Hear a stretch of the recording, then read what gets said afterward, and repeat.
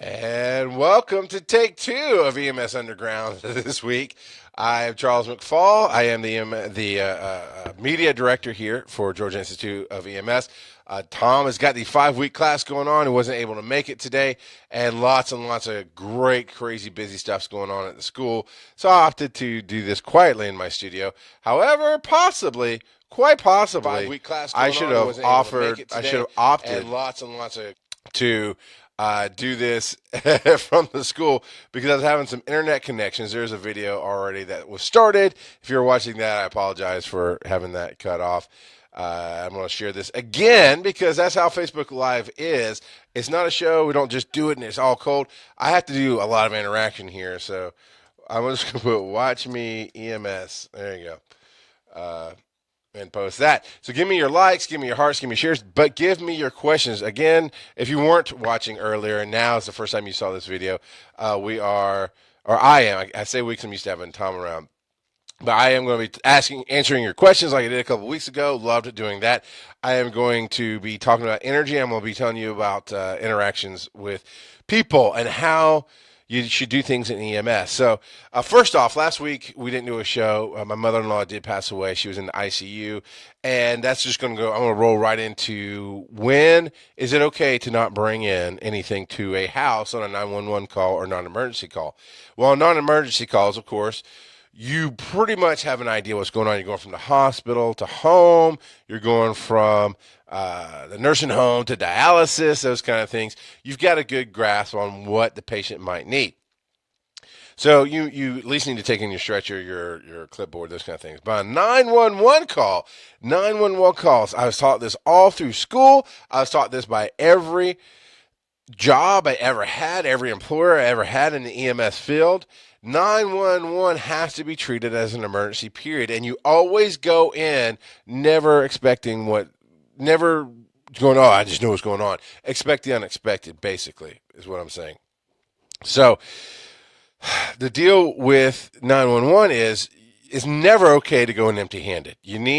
I have gone in with a clipboard before when it's somebody who has foot pain, those kind of things, because in my jump kit, there's not really a whole lot to do foot pain. However, that was bad.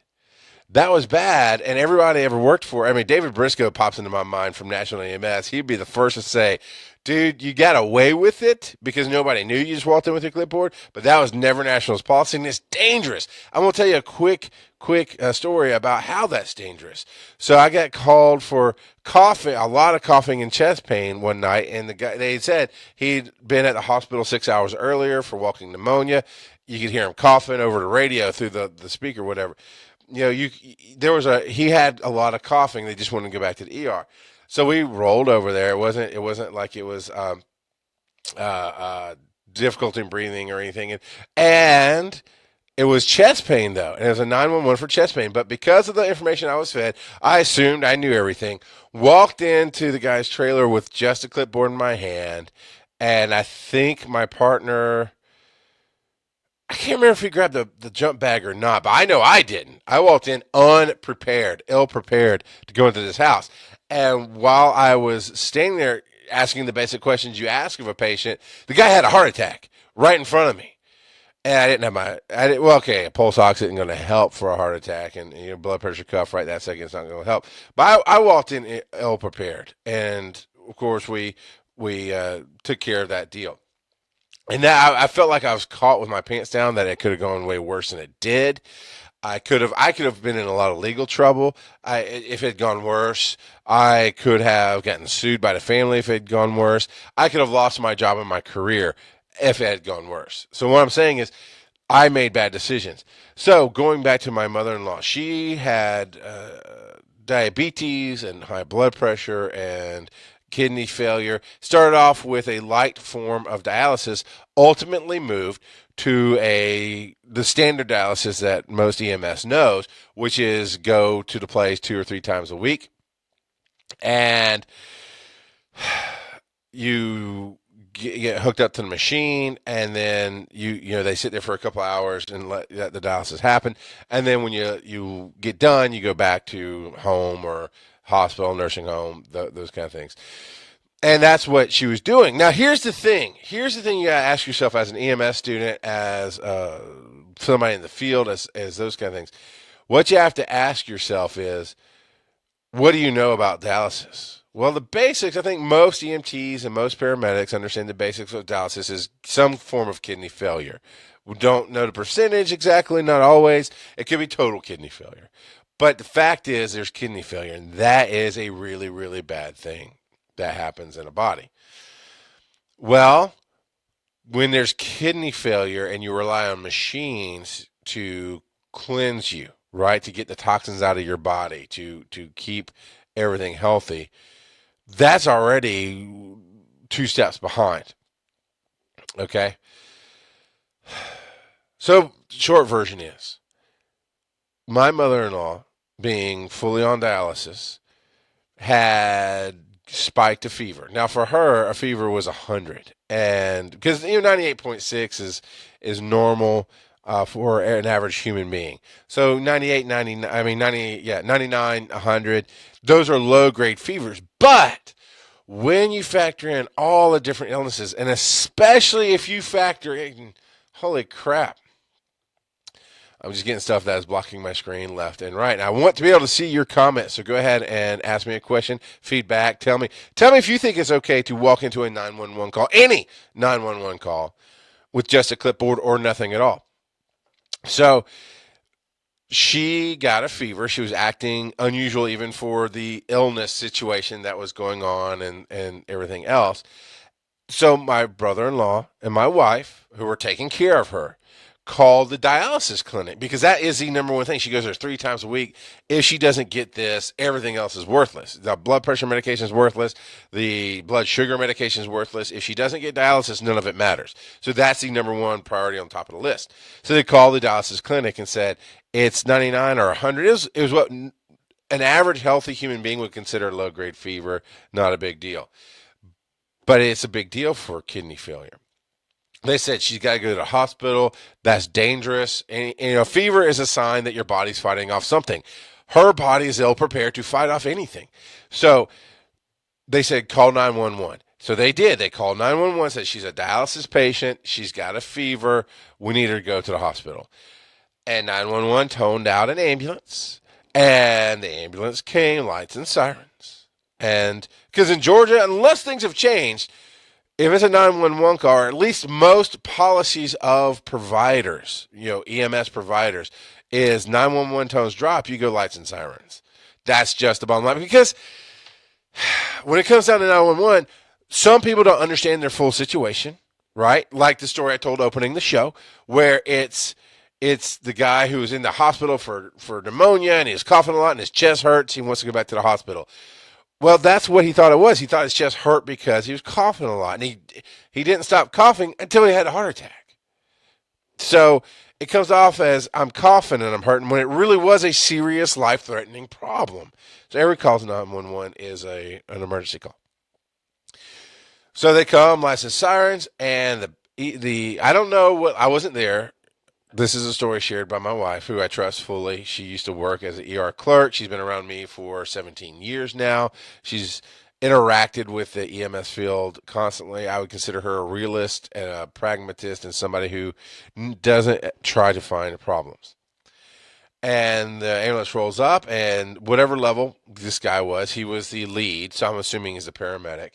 He gets out and doesn't even put on gloves. Just going in the house, and she's out front to feed the information, like she's dialysis, she's high blood pressure, she's diabetes, she will not stand on her own. She, and she has a fever, and she got, she's on dialysis. She has a fever. We called the dialysis clinic, and they said to call 911. She needs to go to the hospital. And the paramedics' reaction was, of course they did. Of course they did. Didn't grab his clipboard, didn't grab his jump bag, didn't grab Jack. Just said, of course they did, and walked into the house. And that's a problem. That's a major problem. So we're going to keep going here. apparently when he went to move her, he was really bad at that. He's really bad at his job all the way around. Never once did he bring in anything to check vital signs. And that's what I'm saying. Even when I did that, I thought, I got this, it's fine. But the reality is you don't know what the problem is. You don't know the issues. Mine ended up being a heart attack in front of me. That when I made that mistake of just walking in with the clipboard and assuming I knew what was going on. The guy technically died while I'm standing there watching him because his heart stopped beating correctly. That did not happen with my mother-in-law, but that's what I'm saying is you have to be prepared. You have to be Patrick, 17 years. Yep. Uh, uh, you have to do everything. So they come to my house and I'm sorry, they come to my mother-in-law's house, which is 2 doors down. And my wife's telling this, and he just blows her off, walks past her, tries to talk to my mother-in-law, who's unresponsive. Basically, now she's eyes are open. She would rank. I haven't done a Glasgow coma scale in a long time. She wouldn't get perfect scores of alert and responsive, but she was breathing on her own. She would be responsive to painful stimuli, maybe something else, but she's not cohesive to where, hey, what's going on? I don't feel good. Something's wrong. I need to go to the hospital. There's none of that. So they finally go get their stretcher. Still, no jump bag, no vital signs. Get their stretcher, come into the house, do a really bad job of moving her over, take her to the hospital. And of course, my wife's upset. It's her mom. There's lots of situations going on there. And that's the thing with dialysis and kidneys is, and she flat out led with that. And I'm going to tell you something. If a patient's family is out front calmly, because I've been in many situations where they're, oh my God, mama's not breathing. You go in and mama's just coughing and smoking a cigarette. Okay, you definitely have to use your judgment. But when a family meets you out front calmly and starts saying, this patient's on this patient's on that. The biggest one I encountered a lot was this patient has a history of CHF. They have oxygen at home. She also has high blood pressure. Typically, these are the things I would run into. And if you blow that off, there's a good chance you'll kill your patient or they'll die on you, and it could be your fault. So they take her to the hospital. Here's the end result. Within an hour of being in the ER at the hospital, they could not control her blood pressure. They figured out very quickly she had sepsis. And if you're a medic or you're in the field at all and you're looking at going into the field, because we do that here for Georgia EMS, we teach EMTs how to get out there and get a career, right? We give you the education, get you certified, and get you on your way. And we try to do more than just here's the book. That's part of this show. But why we do the Georgia Institute EMS. So they took her within an hour. They already knew she had sepsis, and they were trying to figure out what the source was. They couldn't control her blood pressure, and in trying to control her, and in trying to control her blood pressure, she had a heart attack, and basically went into a coma. And during that heart attack, they found out a little bit later because obviously you're dealing with airway, you're dealing with breathing, you're dealing with circulation first. She had a stroke during that time as well. And that ultimately led to her demise a few days later. Can the paramedic stop that? No. This absolutely is no call out to, well, the paramedic did wrong or the EMS service did wrong. That is the point I'm trying to make here is you never know what will happen. And if it's a 911 call and somebody leads with, they're on dialysis, they have kidney failure, and there's a fever, and the clinic said to call 911 and get her to the ER. If your response is, sure they did, and you don't do crap, you should be fired. She could have had a full recovery. What I'm telling you is that's irrelevant. I just tell you the end of it to how she passed away last week to show you don't know. So get your head in the game. As students, I know a lot of the people who watch this are either old medic friends of mine. I want to say hello to Ginger and saw Patrick a second ago. Other friends of mine like Laura DePuter, and also students and people who are friends of Tom and former students. But we definitely gear these talks to people who want to open the discussion. You're active in the field and you want to discuss things. That's what this is for. Hit me with anything. I'm literally looking right at Facebook right now, seeing your comments and reading those things and want to respond back to you. And Laura, I actually have your question queued up here today. But I think assuming is the most dangerous thing you can do on the ambulance. Assuming is the worst thing you can do as a paramedic or EMT. And I did a good number of it. And I'm fortunate that my assumptions didn't lead to somebody's death. Now, I want to be clear again. This paramedic's assumptions did nothing to advance my mother-in-law's medical issues to the negative. It did nothing to help it to the positive. I believe there's probably nothing they could have done for her except get her to the hospital, which they did. Got it? Cool. So, yeah, thank you, King. Just enjoyed the show as a coach. Yeah. Absolutely. And if you want to ask questions, we're here. Technically, I'm what Tom call me, a lapsed medic. I'm still working on getting my numbers back, but I stopped actively going after my paramedic numbers a few years ago. Until then, I did about 10 years in the field. And of course, then I've paid attention to life. I do other shows like Rock Got Out Podcasting, where I give life advice and those kind of things. So you're getting a little mix of everything here on Facebook. So that's why I wasn't on the episode or why we didn't do an episode last week. It was a tough day. It was a long day to watch my family go through that and those kind of things. But it is a learning lesson too. And I want to give props to DeKalb Hillendale right now for the interactions that we had with him in the ER and the interactions we had with him in the ICU, especially the ICU. Top-notch staff. They did great. If you had a bad experience, I apologize for bringing that memory up for you. But I can tell you DeKalb at Hillendale did as much as they could for me and my family, and I want to say thank you to them. Before I get to Laura's question, she hit me up a couple weeks ago with a question I definitely think is worth talking about, and it's a lot of fun to discuss it. I want to talk about energy, and I mean your physical body energy. I've been, honestly, dealing with the little d, lowercase d. I've been dealing with depression for a while.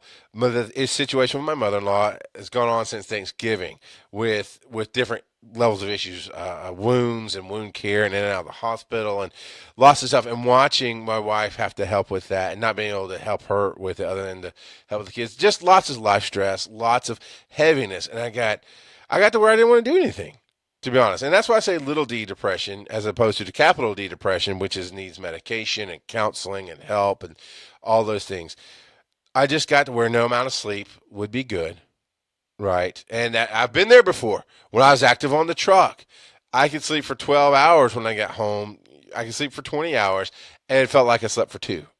That's stress. Okay, that's stress. We can talk about stress recognition in your life. We'll talk about it a little bit today, but we can definitely talk about that on a further episode as you tune in here. But I got to where I didn't want to do anything. I get up and sit on the couch, especially that week where my wife is constantly up at the hospital because her mom's in the ICU, and it's just bad, right? It's just bad. She knows her mom's dying. She's having to deal with that. It's heavy. It's heavy stuff. And even after it resolved, right? Even after my mother-in-law died, there's still some heaviness. And my wife and I were able to finally breathe for a minute because she's been gone. I mean, I haven't spoken to her much until this past week for a month because it's just been that busy. And by means speaking to her, going on dates or just talking about life or, being loving to each other. It's just been a lot of stress, a lot of heavy things to carry. And that weighs on you. Well, yesterday, and this is, today's a week after my mother-in-law passed away. So we've been doing different things in life. Things are changing, obviously. Things are adjusting to the new way of life that happens when you lose a loved one. And I still found myself just exhausted. If I got up at 6:30 a.m. to get the kids to school, it felt the exact same if I slept till noon. Because I would. There's days if I don't have anything to do, and I work at night. I don't get in bed till about 1 or 2 typically. I'll sleep till noon because what else am I going to do? But getting up at noon felt the exact same as getting up at 6:30. It's tough. It's heavy. It's stress. But last night I was tired. I did a lot of work yesterday. I had to go an hour away and host a gig. I do live trivia and karaoke hosting many nights in the week in the Atlanta area. I had to drive an hour down to this new place. So I took a half of a 5-hour energy. Because I do like 5-hour energy. I think they're very helpful. And I think they're healthier than what I used to do when I was on the truck. You know how you had Body by Jake back in like the 80s or 90s? This is Body by Snickers. I would get a Snickers and one of the big liter bottles of Mountain Dew and carry it with me on the ambulance. And while that's good short bursts of energy, and at the time it made me feel better for a short amount of time, it was horrible unhealthy choices. It was horrible for my health is really what I was trying to say. It's bad for energy. It's bad for your sugar levels. It's bad all the way around. And I did that for a very long time. And I grabbed fast food and sleep issues and those kind of things. And many medics self-medicate for sleeping. Some actually get. When I say self-medicate, I'm talking about we know what we're doing, so we take Benadryl or Tylenol PM or alcohol, those kind of things. Sometimes you can get doctors to write you a script on the side, not illegally. I'm trying to educate those who are not in the field that because we're in and out with doctors all the time, we don't necessarily go to a primary care physician and say this is what's going on and actually get help. Have a doctor instead of writing a script would say, tell me what's going on in your life. And maybe they would recommend a therapist, or maybe they would really build that relationship with us to get us healthy, because that's how you get healthy. That's how I got healthy once before. Then I stopped doing it, and now I'm trying to get healthy again. There's a positive relationship. There's a positive reason to go, I need to be better. I want to take care of myself more. I value myself more. And energy plays into that. So when you have low levels of energy, you just don't care. You just feel like crap. You're just doing and don't get me wrong. When I felt like crap, when I'm going to stress, lowercase d, depressed, I still got up and did work. And I go and I do my job and I put my face on, and my face being a big smile and an energy thing where you think everything's cool versus, sometimes females put on their face and they mean their makeup. And then when I'm back in the car, resting crap face. I can't say certain words here on the show. I've agreed with Tom that I wouldn't do that. But if you ever meet me in public, by the way, if you ever meet me on any of my other shows, there's a good chance, I swear. Well, no, okay. I swear. There might be a chance I swear around you is all I'm saying. I swear is a old-timey word for cussing people. Or as the kids say, just talking nowadays, apparently, because it's fairly widespread in society now. But resting crap face, it was just now after I took a 5 energy and found you got kind of a boost, and I'll talk about that in a second. I'm more of I'm okay face, but before it was definitely just a constant. If I wasn't actively talking to somebody, or that was about it. If I wasn't actively talking to somebody, it was just all the time. And I keep a supply of 5-hour energy at the house because from time to time I just do a lot of work, and sometimes it's late nights and early mornings back to back, and I need that boost. Coffee's great, but again, too much of one thing is bad for you. And so I did. I took a half a 5-hour energy, and it just woke me up, and I felt better. And I'm going along, and I had a great time at the show. And I'm coming home, and I'm talking to people, and I got home, and my wife's like, "Wow, it is almost midnight." My wife's like, "Wow, you're in a good mood." I'm like, "Yeah, kind of. I guess I am. I don't know. I just I feel awake." And that's one of the biggest things that I was struggling with. That's what led to kind of that lowercase d. No, stress is stress, right? You need to deal with it. Going back to the EMS and the doctor thing. And then I'll go forward in my story. When you don't have a primary care physician, and again, these days, it depends on where you go. There might be 10 doctors in the partnership, and they've overbooked every last one of them, and you get turn in, turn out. It depends on where you go. But if you don't find somebody who cares about you, nobody's there to help you get healthy. My wife wasn't even around to help me get healthy for this past month. My wife wasn't around to go, hey, you probably shouldn't eat a whole meal at midnight. I'm just looking out for you. My wife wasn't around to say, hey, come on, let's go sit outside in the sunshine for a minute. She was busy doing her own thing, right? Handling her own business and having that family thing go on. I want to say this right. Joanna Cano, I believe is how it's pronounced. It's so hard trying to work on the truck and control sleep with crazy work hours. It is. Thank you, Ken. Would love to see you again. Come back soon. We do this every Thursday at around 2:30. Sometimes I have technical issues. Waking up every 2 hours to drive, it can exhaust you, and that's why. Okay, you know what? Let's talk about this. I want to finish up the doctor relationship, and let's talk about how you have healthy patterns when you can't control your life during those times. At EMS, it is very easy to make friends with doctors in the ER. or make friends with doctors in your area or your medical control. And it's very easy because you have the patch on your shoulder that says EMT or it says paramedic, and they've seen that you're a professional and they see that you're a smart person. I did it. Everybody I ever knew did it. Said, hey, I'm not feeling great, or hey, this is going on in my life, or that. I've had friends who wanted to quit smoking. They just went to their ER doc. That's their friend and say, hey, can you write me for can you write me a script for Wellbutrin, which is a drug to help you get off smoking? And they say, I want to get off smoking. Can you do that? And sure, because there's a trust level. But what there's not is a caring relationship that says, hey, wait a minute. Yeah, where was I going with the healthiness? Is, hey, can you? I don't know. Yes, I do. Can you write me something to help me sleep at night? Well, doctor was like, sure, because they understand medics have off schedules, blah, blah, blah. And they trust you. They trust. I don't know why. If you really, really break it down, unless you develop a relationship with somebody and you really dig into their life and they're open and they share their life with you, as sometimes very quickly, but as you do with your primary care physician typically, because you go in, they'll ask you, because they don't just trust you. Even if you are a medic and you've proven, hey, I can talk medicine with you. I had a doctor do surgery on my knee. We discussed it. He asked me, he gave me here's the medical layout. What option do you want? And he knew he could trust me more than an average person because I had a medical history. But he didn't just let me come in and dictate the medicine I wanted. We made a very quick relationship. He understood enough about who I was to say, here's choice A, choice B, or choice C. And whereas typically he would tell somebody this is best for you. That was the only difference. So relationships are important because a doctor who trusts you will write you a script for Ambien or something to help you sleep. Instead of going, what's going on in your life? Oh, you got a lot of stress. Here, I really think you should go talk to somebody about that. That will help you. Here, I will give you something to help you sleep in the meantime, but get a primary care physician. I almost never had a primary care physician when I was on the truck.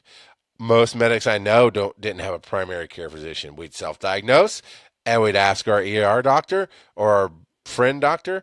Boom. Ginger McIntosh says, I went to my doctor, told him I couldn't sleep. He gave me Provigil to keep me awake instead. Didn't even listen to me. Wow. There's that. See, it's missing the relationship. So you got to be careful because it is easy to self-medicate. It's easy to drink a whole lot of coffee during the day and a whole lot of alcohol at night to sleep, or Ambien, or Tylenol PM, or whatever. It's so easy to self-medicate versus to actually do something to better your life. So I'm going to answer Kano's statement in a second. We're going to talk about sleep schedules and how you can help manage yourself and why it's important. But if you're feeling stressed, if you're feeling down, part of that is an energy level thing. And while sometimes there's just not enough sleep in the world to get you there, as it is when times are stressful, talking to somebody, talking to my wife, for me personally, talking to my wife helps me get through that. Doing the shows where I talk about my issues. Rock Out of Podcasting, most of the time it's about the questions you ask me. Sometimes it's just about, this is what I do. It's rockgodofpodcasting.com. You can check that out. I've got almost 30 shows up there, I think. And I've been, in this last month, I've had a hard time doing the show because it doesn't pay me. It's my hobby. It's my passion. But I've been struggling with stuff. But sometimes it's just about, this is what's going on in my life, and here's how I'm dealing with it. Well, taking that 5-hour energy, just a half of one, and getting that 5 hours of energy to where because I do get energized when I'm around people and doing a show. And just having that little boosted level to go in let me recharge my batteries even more. So when I came home and wasn't just exhausted, I was able to have some fun time with my wife that I hadn't had in a while. No, I don't mean thanks. I mean, actually, we're happy. We're talking to each other about stuff other than family business and darkness and stress. We're talking about some fun things in life, and we're watching a fun TV show. I'm catching up on the Goldbergs. Love that TV show. If you want an insight into my married life, Goldbergs and Speechless are two shows that really capture my family and different aspects of it very well. It's a lot of fun. So we got to do that. And then we went to sleep. And when I got up today, it was still a little bit hard to get up out of bed today. Still a little, but I found I get motivated faster to do something. I've actually been in a decent mood today. I haven't yelled at my kids. I haven't just thought, I'd rather be just sitting here doing nothing. I've actually, so while the 5 hour energy can turn into self medication, right? If you're always taking it, there's an indication there's a bigger problem. Just having that boost to where I could recharge in a natural, organic way for me, it's being in front of people, putting on a show, interacting with people, having fun, smiling. That helps recharge my batteries, and it did. Now, for Kano's question, because it's already the chat's already scrolled down, but she said it's very difficult when you, and Ken said it as well. It's very difficult when you wake up to every 2 hours to drive, or you can't control your schedule. And I'm going to talk about that. You're absolutely right. And I did find for myself personally, if I could put together 3 hours consecutively of sleep, I could be okay the next day. Not great. I mean, obviously I'm tired. It's been a long night, but having 3 hours consecutive, I could be happy. I could hang out with my wife. I could go do stuff. If it was 3 hours spaced out, I'd need to go home and crash. And that's the key. So many of us medics and EMTs get a second job or a third job. Sometimes a relationship is a second job. It was when I was first in EMS and I was dating what is now my wife. It would be I'd get off of a 48-hour shift and I'm exhausted. All I really want to do is go home and watch my Law and Order because I got a VCR that taped it all, or a DVR at that time maybe, that TiVo'd it, right? And I'm behind and I just want to sit down in front of the TV because I can't do that when I'm on shift. Now, oh my God, can I just say how awesome it is in the time that we live that I'm doing one, I'm able to talk to you on Facebook anywhere in the world. You can watch this and interact with me and chat, but also that we can be in the EMS station and have our computers and talk with our family or watch our shows or have a life. Dude, 8 years ago, I guess it's about 8 years ago. No, longer than that, maybe. No, I guess about 10 years ago was the last time I was on the truck. 10 years ago, you were fortunate if you had satellite TV and watched real-time TV with commercials. And that was it. Or, I could bring in a TV of my own because I never wanted to take away from the TV from my partner. I could bring in an extra TV and an Xbox. I could play my game. Or I could bring my laptop and work offline and type stuff or whatever. But the internet's not what it was. It wasn't what is now, is what I'm trying to say. It's amazing the time we live in. So as to your sleep, you have to, if you want to stay healthy, if you want to be happy, if you want to be able to handle your life in a way that you choose, you have to protect yourself. And by that I mean, you're going to have those nights where you're up all night. It's called a standing 24, where you're up all night long because of how the calls are spaced out. Because it's difficult. It can be difficult. Ginger's like, yep, fair play, because I did. Actually, her son, who is getting married, because he's freaking old now. Her son was under 12 when I first met him. She'd bring him up to the station, or he'd come up to hang out, and we'd play video games all day long. It was a lot of fun. Well, not all day because we ran calls and whatever, but you understand what I'm saying. And Ginger was my partner for a very long time, and it's a lot of fun. And I'm happy to say I get to be a part of his wedding and be a part of that part of her life, and that's really cool. So you have to protect yourself. Now, in a slower station, you can make sure you sleep, right? Or if you're a lot of medics will get a second job at a slower EMS service or a slower EMS station. That's okay, but it's not the same as being at home because you still have to deal with those bad emergency calls. You still have to deal with, it's not your bed that you're sleeping in. And for me, I can only speak for myself, but for me, that is huge. To be able to just come home to my home, the place I've made my home, shut my door, turn on my big box fan, which I love, and just crash out in my own safe zone, not worrying about tones, never worrying about something I have to do, never sleeping with one ear open, because that's exactly what I did. And I think most medics and EMTs get that way. You hear every little thing that happens.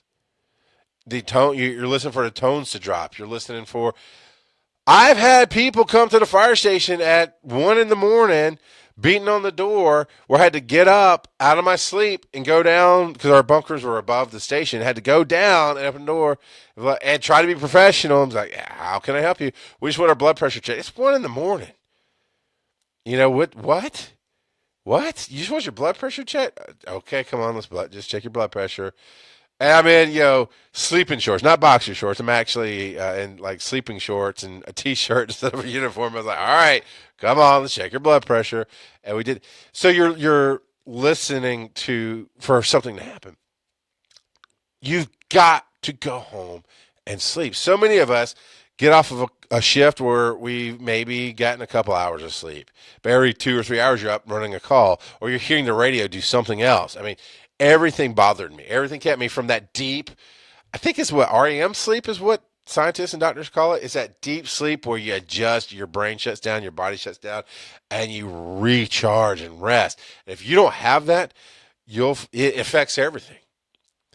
Our loved ones. If we're getting off, we have a shift on a Friday. We get off Saturday morning. Woo! It's the weekend. Let's do stuff. You really need to go home and rest. You need to sculpt out that time if you haven't had enough sleep, and you need to figure out for yourself what enough sleep means. Then you need to eat as well as you can. If I could ever go back, I have very, very, very few regrets in my life. But if I could ever go back and say something to my younger self, it'd be to my EMT paramedic self to say, go to Publix.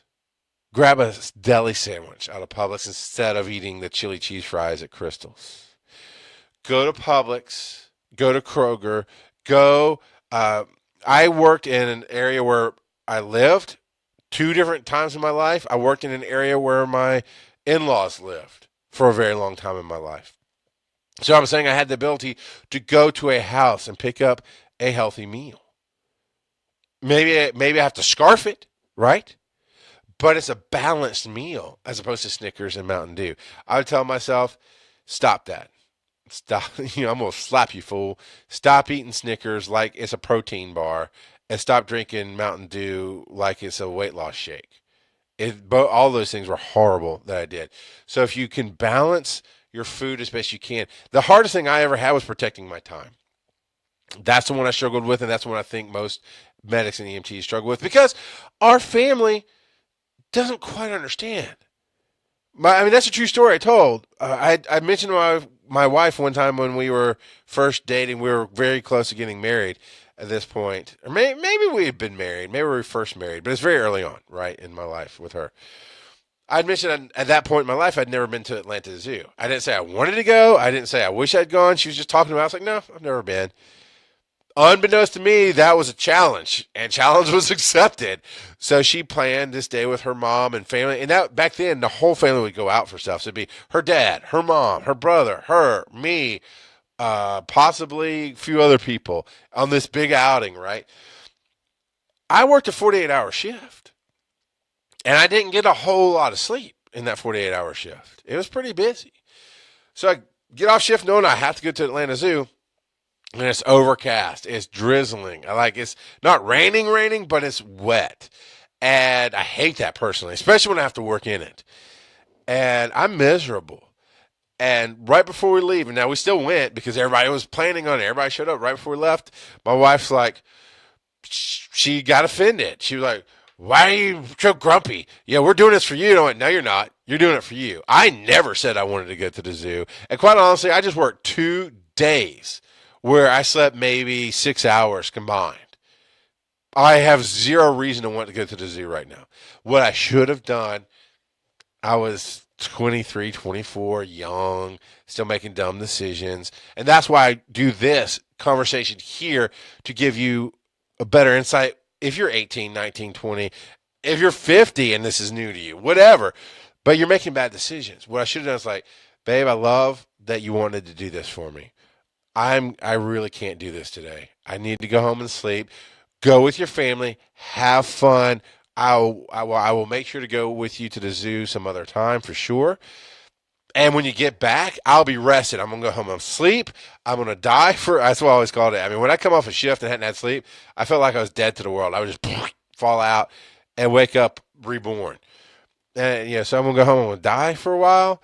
And when you get done with the zoo, I'll meet you. Maybe we'll go out for dinner. We'll have fun. I'll be the person you want to hang out with. And that, Jocelyn, I think her name was, it is scrolled. Kano, I got your last name. If I even said it right, I hope it's Kano. It was Cano. That's how I'd interpret Kano. That's what you need to do because there is no controlling when the 911 calls come in. Some people can sleep through tones, and that's kind of a bad thing. I know, Ginger, you're the same way. There was a speaker over the bed in our bunk room at Fairplay. There was a speaker over the bed in my bunk room in Rockdale. And Rockdale was way worse. There was now there were speakers outside the bunk rooms in Jasper County where I was. And that was a little easier because I can turn it down. I have the ability of turning it down to where most people wouldn't notice it. But like I said, I hear everything. So I'd hear the chirp, chirp, and then the tones drop, and I'd wake up and I'd listen. It was for the other truck. I can mostly go back to sleep and tune it out unless tones dropped again. But if they didn't go for a while for talking on the radio, my brain would reset and I'd hear truck, whatever is 10, we're heading to the hospital, and wake me up again. I'd hear everything. When you're in fair play, more than likely, if the tones dropped, it was a city truck. More than likely. But the tones are right over your bed. You can't tune them out. Not very well. So you're not sleeping very good, even if you're not up and running. There's nothing for you to do about that on that 24-hour shift, except get up the next day and make sure you have the time to rest. Find the things. This is a piece of advice. I'm going to move on to the question. This is a piece of advice that was given to me by a guy I worked with at Georgia Pacific when I was safety officer there. And I was stressing. My grandfather was on his way to passing away. Aaron and I were young and newly married, and I was making bad financial decisions. And that clash you have when you're still working out your issues that you brought into the marriage, both of us did, and you're new to having your own life and building this whole thing. So it was stressful. And I was just having issues. I was fighting with her at night sometimes, and I'd come in really exhausted the next day to the office. And my boss sat me down. He's asking me about it. He could see it on me. And the piece of advice is this. He goes, find something that you love that recharges you. And for him, it was smoking cigars. And I was smoking cigars then. I'd smoked cigars since I was 18 years old.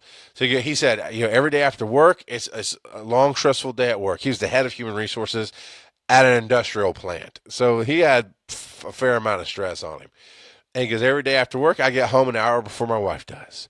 So I can't remember if he took alcohol or not, but he said, I go out on my back porch. I have this porch that I put a lot of work into to get it the way I wanted it. And I sit on my back porch and I smoke a cigar for an hour and I just decompress. And I just empty my mind of everything I just went through and all the stuff I'm dealing with. So then when my wife comes home from her job, we go to dinner. And now I'm ready to be the husband and be the partner and the friend and everything that should go into a relationship because I have something that really works for me. And that advice helped. At the time, my wife and I had gone from working EMS. I was working EMS. She's working at the hospital. She worked at the hospital Monday through Friday, 2 to 11. I worked EMS every third day for 24 hours. So she was guaranteed a full day away from me to do whatever she wanted and decompress. I was guaranteed 8 hours at least one day, if not 2 days, when I'm off. Because if I'm off on the weekend, she's off on the weekend, so on. That I had time to myself, 8 whole hours in a day to have time to myself to decompress, to recharge my batteries, to do what I want to do.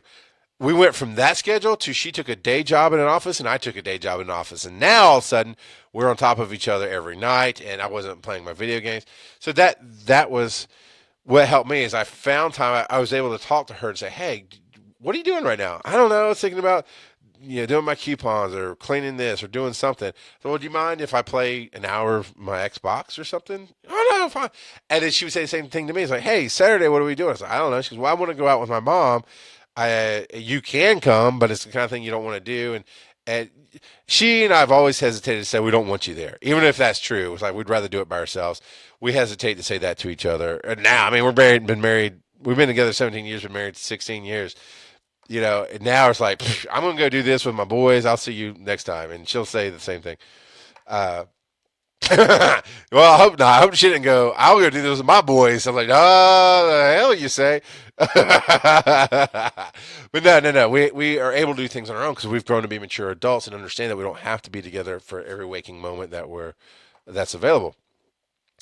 And that helped a lot. So I'm going to leave that topic of energy and sleep and healthiness there, of make time for yourself no matter what. If it's reading, curling up with a good book, that's a great way to do it. if it's smoking cigars or drinking, and everything's fine in moderation. It's when we start drinking a whole bottle of scotch a night to go to sleep. That's a problem. But you drink 2 fingers of scotch and yeah, you know what? Let's go. Let's have life now. Let's be happy. Because here's what we forget: we get to choose life. And if we feel like life is happening to us, it's because our head has fallen under the level of stress, and we're looking down on ourselves and not up to what we want. Choose what you want, and you'll find that life will follow that way. So here is the question from Lauren. I am watching the chats. Nicole, thank you for, I was saying hello. I cut it off and said hell, but thank you for being here. Being a volunteer firefighter, our radios are on the nightstands next to us, and we've slept through the tones before. And that's the thing, too. I've actually encouraged Douglas, that's her husband and one of my best friends in the world. I think I might have encouraged you, Nicole, to do this as well. Is sometimes if you're tired and you're a volunteer, turn the radio off. The number one thing they teach you in first responder school and EMT school and paramedic school, take care of yourself, right? ABC, scene safety. And I said ABCs, I don't know why. Scene safety, PPE is what I meant to say. You protect myself, period, before I can help you. But we don't do that with our health and our sleeping. And we have to. If we don't say, I'm sorry, guys, I want to go out with you. I have 4 kids. And until the last 6 months, my wife is a very busy person as going out and always having adventures. And the kids always want me there. And every once in a while I have to say, I'm sorry. I worked till 2, 3 in the morning last night doing this big party and putting out tons of energy, and I didn't get in bed till late. I'm not going to get up at 9 o'clock and go with you to this project or go with you to the park. I'm going to sleep so I can be a happy daddy when you come home. And we'll do something. I promise we'll do something else. And I followed through on those promises. So I've always encouraged people like Nicole and her husband Douglas to, you can tell them I called him that, her husband. She'll get a kick out of that. I don't know if he will. But I've said the world goes forward. The world will move on. Look at any death that's happened. The world keeps spinning. It's sad. It was sad for me when my grandfather died. It was sad for me when my uncle died. But the world kept moving forward. I still had to go to my job. I still had to deal with what I was dealing with and life. And I found safe spaces to grieve and to crash and all that stuff. You can turn off. Now, if you're paid to be in a station for 24 hours, you can never turn off the radio. But instead of sitting there snacking on potato chips and watching some crappy TV show you don't really care about, maybe you curl up in the bed with a book or your tablet and play a video game or watch a show you actually like and do whatever it is to decompress. All right. I got to leave that there because I'll keep circling around. But thank you, everybody, for being out here. I'm not ending it. I still have a question to answer, but I just want to say with all the people chatting, this is what makes this discussion better because this is a discussion. If you see the other stuff I do, there's a definitive show to it. It's very much polished and professional. Now, this is live. This is rough. This is real. And this is about us talking with each other. And while I obviously do all the talking, which is what I'm good at, and just monopolizing the microphone, I love the feedback and the questions and the guidance that you're putting in to co-create this experience. And thank you for that. So here's a question from Laura DePooter all the way back on May 4th. She said a question for next week. And at this time, I'll just get that out. What first aid skills you wish everyone had, or what things you wish people who aren't trained would stop trying to do? Okay, number one, never ever stick anything in anybody's mouth or grab their tongue. Ever. Oh, they heard a seizure. It is physically impossible to swallow your tongue. A tongue can indeed block an airway if their head is back. I'll talk about the first aid skill to be the opposite. This is a great question, Laura. This is something I actually will bring up again with Tom and other guests that we have on the show to get their thoughts. This is an amazing question. This is perfect. Hey, David Croft, welcome from Texas. Hello from Georgia. How about that?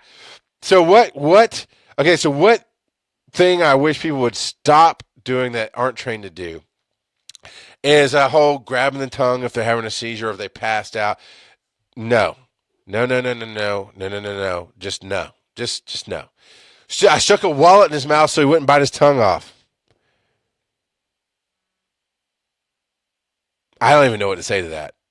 You put a big or a spoon. People get spoons and okay, so they're seizing, so their muscles are, and they're now instead of biting on their own teeth, which hit each other all the time. I have zero dentistry behind me as far as education, but I would assume since we gnash our teeth all the time, now unless you grind them, which I know is a constant thing, it's a sleep deprivation thing sometimes, it's a stress thing, you can wear it down. But as far as just even with seizure patients, I've never seen a seizure patient who takes care of themselves look like a meth head, which means they're not gnashing their teeth away. But if you put a spoon in their mouth, now all of a sudden their teeth are hitting metal, which is not designed to do, and clamping down with the full strength of their muscles. And it's just an airway blockage. There's nothing you can do. So stop it. Stop doing that. It's been a while. Ginger, you're here. Ginger, answer that. What thing would you wish people who aren't trained would stop trying? Everybody can put it in. David, Nicole, if Kano is still here, and again, the chat has scrolled, so I'm not sure who's watching and who's still in the chat room. But what would you, as professionals on any level, first responder up through paramedic or even doctor, if a doctor's watching, what do you wish people would stop doing who aren't trained to do anything? As far as what I wish they would do, I'm going to flip to the seizure side. All right, so this has happened to me in real life when I was a kid. How old was I? When I went to the Huntsville, Alabama, NASA. Not the space camp, but the thing you visit for NASA back then. I don't even know if it's around anymore. But it was where you would go to space camp if you did space camp, but it was just the open visitor center stuff. And I was doing this shuttle launch arcade simulation thing. And apparently somebody was behind me watching, and the lights got too much and their epilepsy kicked in. Well, my dad is a former medic in the Navy. And even at this point, it had been a long time since he practiced medicine, but he knew he just helped the guy. He put him in the rescue position and helped support his head. So you're not, that's fine. You want to take your hand or a pillow and put it under their head after you've rolled them sideways. We're going to talk about that in a second for those of you who maybe aren't trained professionals. And my mom was like, I didn't see it. I was oblivious, right? Because he's behind me. I just moved on to this game. My mom was like, are you okay? I was like, yeah, what are you talking about? If you come across and you have no training, look up Google rescue position. Basically, if you have no training and you don't know what to do, call 911 and that's it. Be done. Done. Right? Andrew Canfield, how's it going? But be done with it. But if you feel that need to help, and Laura, I know you have a lot of people. I'm going to read what she says before it scrolls away. Oh, seizures, our goal is usually move them off the horse and keep them safe. If it's a minor seizure, we'll leave them on the horse. We've had a horse stop and refuse to move because he knew the rider was seizing before we did. And that's amazing with animals. They do pick up on those things. And see, that's smart, Laura. If it's a minor seizure, and the best way to tell, obviously, is familiarize yourself with different types of seizures. And in her case, she leads a school with horses where all ages come out and learn to ride and learn to do things. I can't even remember if you do horse therapy, maybe. I can't remember. Ginger says never stick anything in your ear or nose, ever. David says people aren't trained, need to stop pushing the trained people out of the way. Oh my God, dude. You are not even kidding. Holy crap. I forgot about some of my experience with that. Being a civilian, right? Not uniformed. I've never had a civilian come up when I was uniformed and try to tell me what to do. Well, no, they might have tried to tell me, but I just ignored the crap out of them. But no, you might push me out of the way. But I have been a civilian and come up on a rec scene or medical scene. And here's what I do. Here's what I do. Here's a fun story. I don't think I've ever told this story in public. Here's a fun story. I was working for a live event company, and that we go and put on concerts, and we did all the sound and the video and the lighting and the staging, and we just put on all these productions. And we're at a charity fundraising event where Monica Kaufman was hosting. So it's a higher level, high end. I think it's $1,000 a plate charity event. This and that, everybody's in Texas. Bo Jackson was there, which is awesome. By the way, I got to see one of my childhood heroes. Hardly aged today. I mean, obviously, he had aged from when he was young and playing baseball, but I saw him, like, that's Bo Jackson. I pulled up my phone with Bo Jackson 2015 or whatever year it was, and sure enough, there's a picture. I was like, that was awesome. And I think Kasim Reed was there, but I didn't care. Bo Jackson, come on, man. If you grew up liking sports through the 80s and 90s, everybody loved Bo Jackson. Anyway, that was just a little side note. So we're there, and I'm running video, right? And we got people running sound. We're off to the side. We're doing this audio video tech work. And then all of a sudden, I think it was Monica Kaufman came up, stopped whatever was going on real quick, and said, hey, is there a doctor in the house? And there very well could have been, because this is that level of charity fundraiser. We have somebody who has an issue, if you could come help.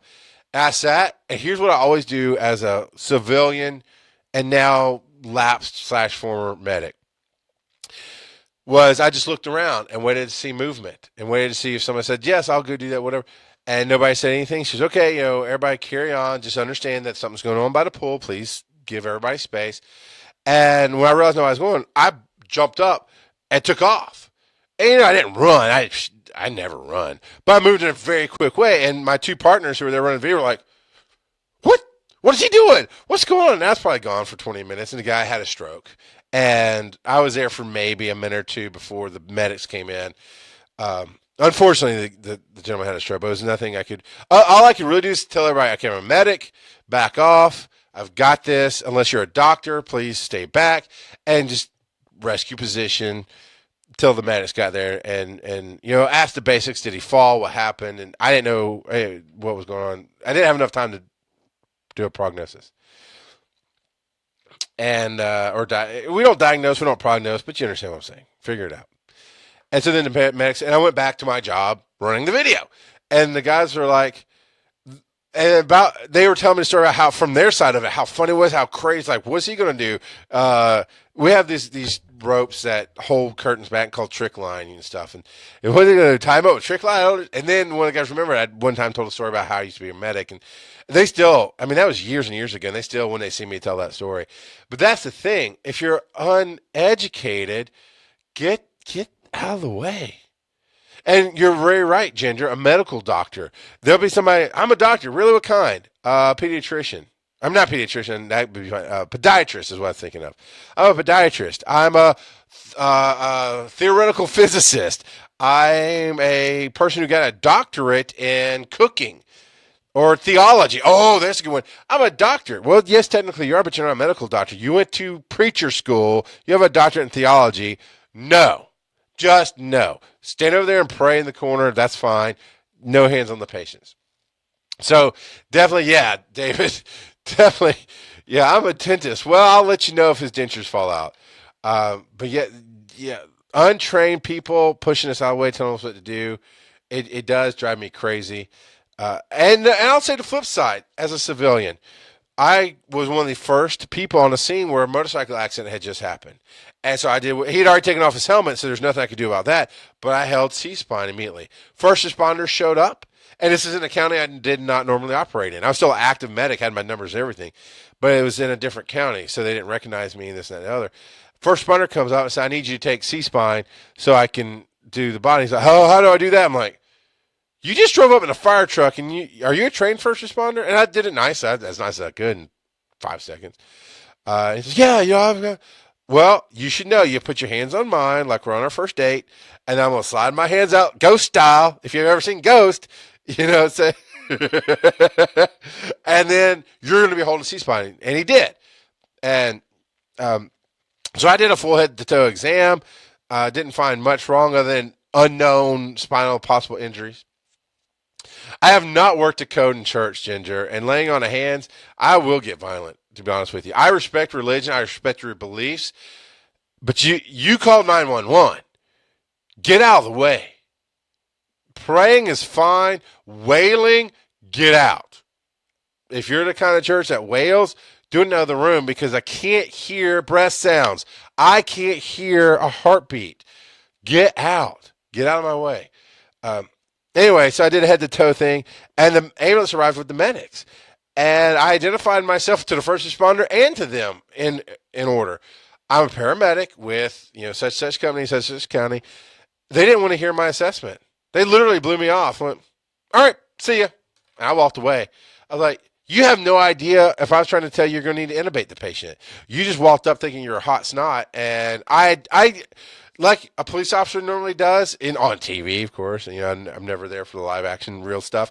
But, all of a sudden they roll up on a plainclothes police officer, and the first thing he does is put his hands up. One hand has the badge.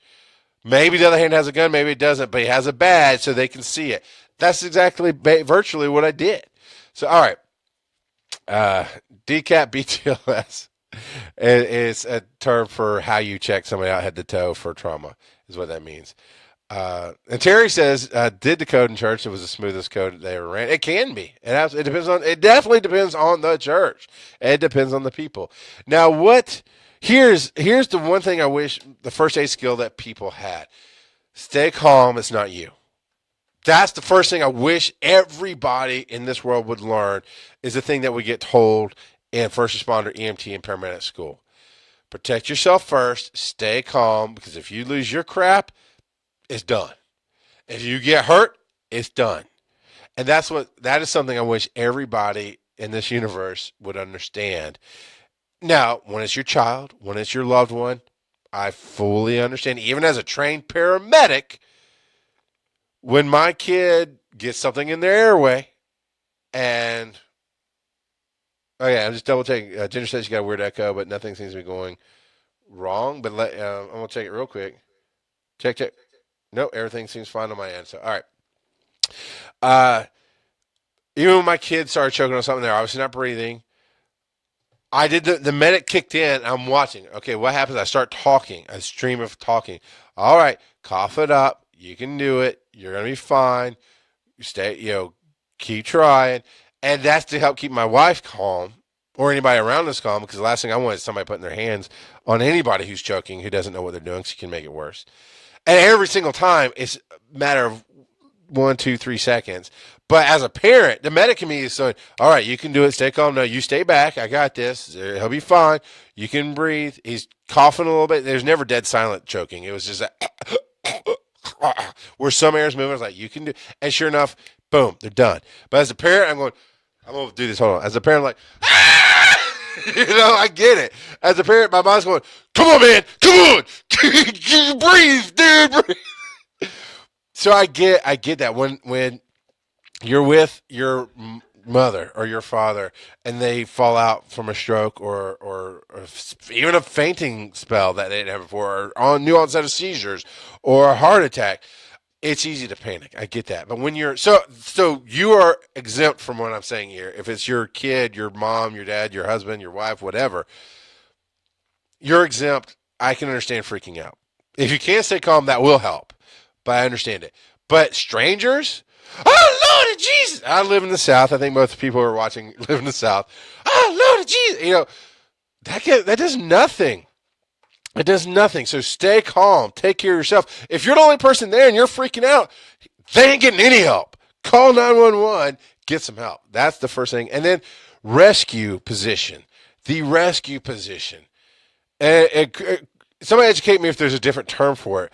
But if you put one arm up, let's see if I need this on camera. Yeah. One arm like this and roll them to where they're kind of curled up, right, on that arm. Take their other arm and lay it out. That keeps their weight forward. They're laying on their side, right? Let me see if I can. Is that right? Yeah, so I'm laying on my side. This is the dumbest thing I've ever done live.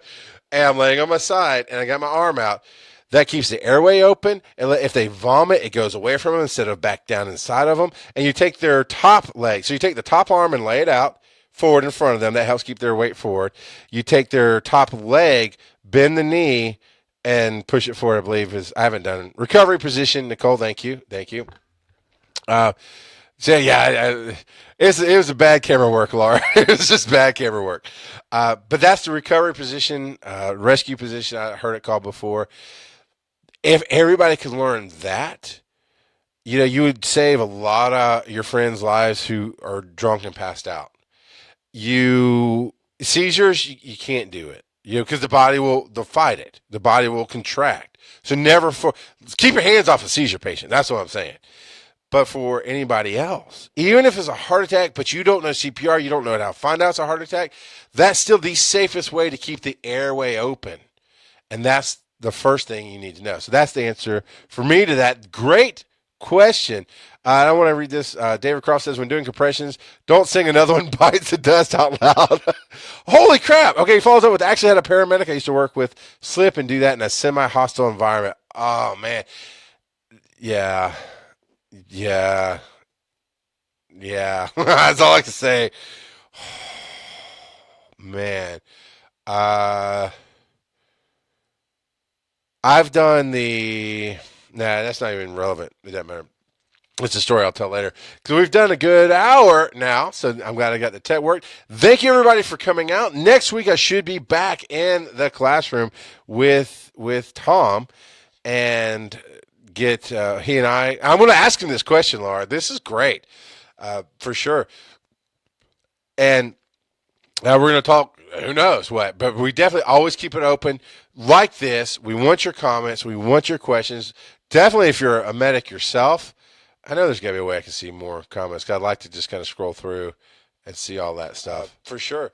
Hearing that in my headphones. All right. There we go. Now, okay. Juana Kano. Yeah, I don't know if she stayed around, but I hope I answered your question, Juana. Ken, thanks for coming out. Nicole, for sure. Laura. That was Laura DePuter's question. It was great. One last thing. So on the Be Prepared story, what should us normal people have in our first aid kit? A big yellow, bright neon yellow or orange card that says call 911 to remind people, because you might not need to do it every time, right? But it wouldn't hurt to have a nice reminder that says, hey, call 911, or in your case with the school guidelines, if it's this, call 911. If it's this, call 911. If it, anything to stop bleeding. A good first aid kit has band-aids for little cuts. It has bandages for big cuts. It has gauze, ice packs. Honestly, at a horse school, it'd be beneficial. And okay, this is Charles McFall, the person thinking out loud. I would have to ask Tom the legal ramifications, and you might call your local EMS office. I don't mean the hospital-based service. I think she's in Athens, so that'd be National EMS. I don't mean them, although they might could help you. I mean, there's a region EMS office, Region 10, I believe is what Athens is in. It might be 8. It could be 10. Nicole actually might know what region Athens is in. But call them and ask. Tell them, hey, I'm a horse school. I have no training, no official training. And that's the thing. You can get official training, Laura. You know that. I mean, you've heard about that. But I have no training, but maybe a C-collar. But if you put a C-collar on, you need to know how to manage it. So that might be too much for non-trained people. So yeah, I think just in general, stopping bleeding and a card to remind everybody, hey, let's remember to call 911 if we have any of these things going on. So with that, let me promote the school just a little bit here. Facebook's being weird. I goofed myself up here. All right, you can see the stuff down here. EMSU at gaiems.org is the email. You can email comments, questions, thoughts, those kind of things in. If you're available, you're the kind of person who might want to be on the well, I keep calling it a show because technically I'm doing a broadcast with a camera and a microphone and those kind of things. If maybe, especially if you're in the Covington area and you'd like to sit in on a recording, and by sit in, I mean be on it. We haven't exactly set up an area where an audience could sit, because we do want to do that for students to be able to come in and kind of be in a live audience and ask their questions as we're doing this discussion.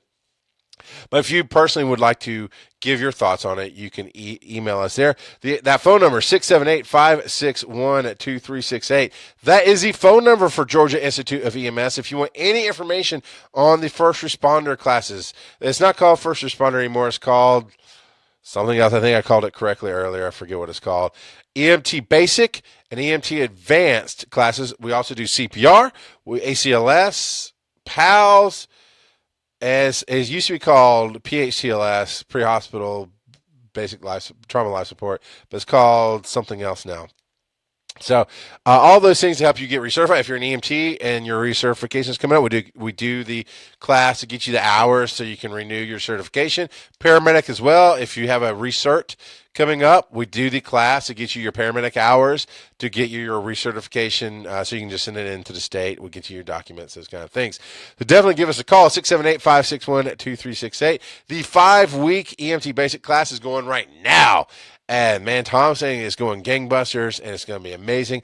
And in 5 weeks, basically all those students who started not knowing anything, will be EMT basics and be able to get a job, and obviously go on to EMT advanced and then on to paramedic if they'd like to do. So let's do that. And thank you again for everybody who came out here. Now that's an interesting question, Laura. Is there a way to get an EpiPen? You can ask a doctor, but there's been lots of controversy over EpiPens with the cost and everything else. I would say contact a doctor and tell them what you do, and maybe start with your primary care physician. Being a layperson, right? Being a civilian and running a school, you're going to run into different issues. I'm not sure if they'll write you a script for one if you don't have medical necessity, but being that it's a school with a lot of kids who come through there, you got the horse stuff going on. It probably is a good thing to have, but it is a prescription required thing. I am Charles McFall. Check out more of me at charlesmcfall.com. I do Pokemon Go Show. I do Breaking the Panel. I run the Giant Size Team Up Network at giantsizeteamup.com. And as I referred to many times through this show, I do a show called Rock God of Podcasting, which actually is going to be styled more like this show, where I'm just going to go straight to Facebook, do it live, do it free for the world, and hope to get your questions. And that is going to be uncensored. By the way, just giving you fair warning, there will be 4-letter words used, and there will be adult topics discussed. And as there has been already on the podcast and on the videos I have on YouTube. And it really is about life and what I'm trying to get out of life and where I'm going. And you can ask me how I got what I got, and I'll tell you, and I share my stories, and it's a lot of fun. So check out rockoutofpodcasting.com. And again, I can't stress this enough. This is a discussion medium. It's, in my opinion, very difficult to do a professional show on Facebook, but that's why we chose Facebook, because we want to hear from you. We want to talk about what is important in the field today, what's important for the new EMTs and paramedics coming out. Share your wisdom, as David did, and as other people have, Ginger and everybody else has, from being seasoned paramedics. Share your experiences, because by talking, by discussing, we take it way beyond the classroom, way beyond the books, and way beyond what you might have to learn the hard way on your own in the field, and we get you there now. Think of this as a mentorship program. Think of it as just a way to decompress a little bit and vent. We don't share the dirty, horrible trauma stories that for us are healthy and venting, but for the outside world, it might attract the people who just want to hear about destruction and horribleness, and that we refrain from. It's all about the choices you make, the skills you have, and what you can do with them.